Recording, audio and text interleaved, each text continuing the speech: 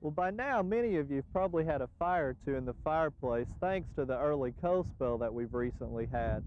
And of course, along with that nice warm fire comes a buildup of wood ashes. And if you're an avid gardener, or even not an avid gardener, you've probably heard about using fireplace ashes in the garden or landscape, and some of you have probably even tried it.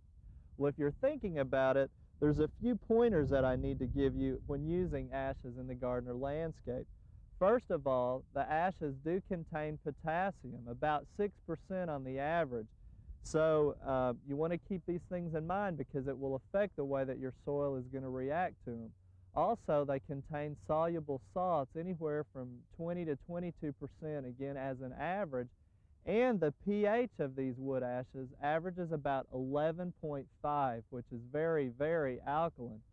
So the bottom line is you need to know what your soil nutrients and pH are, and that will determine whether or not you should be using them.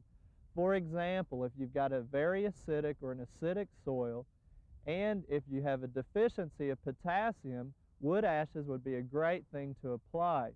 But you need to keep in mind some amounts.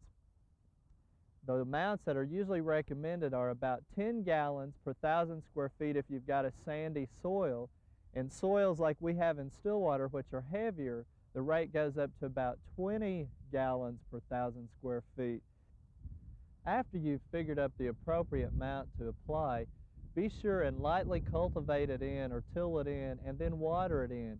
And you need to remember that the ashes are much more soluble than like lime would be in comparison, where the ashes will actually break down and neutralize the soil within days, where lime sometimes takes up to months. So keep that in mind. It's real crucial that you're applying the recommended amounts. So with this kind of reaction potential and the properties of high potassium soluble salts and also a very high pH, applying wood ashes routinely are really not what you want to do because it can get you in trouble.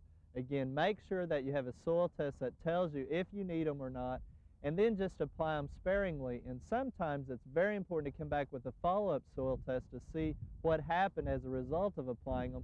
And in many cases, you may not have to apply any more wood ashes if you get it too high, up to 10 years. So soil testing in this case is very, very important. And again, use safety anytime you're applying these dust particles, especially on a windy day like we're having today.